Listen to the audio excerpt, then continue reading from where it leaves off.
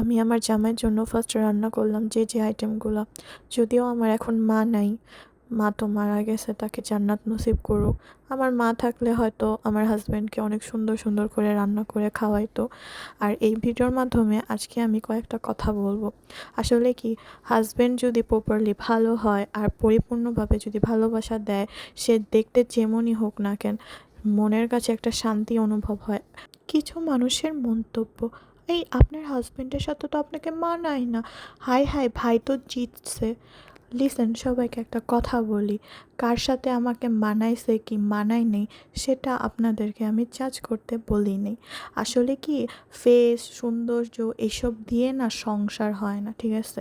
আর আমার জামাই আলহামদুলিল্লাহ অনেক সুন্দর, ঠিক আছে? আপনাদেরকে না জাজমেন্ট হিসেবে রাখি নেই। আর সেকেন্ডলি কথা হচ্ছে যে হাজব্যান্ডের মধ্যে বাজে নেশা নাই, সিগারেট খায় না, পরনারীতে আসক্ত নাই, এরকম হাজব্যান্ড পাওয়া মানে ভাগ্যের ব্যাপার।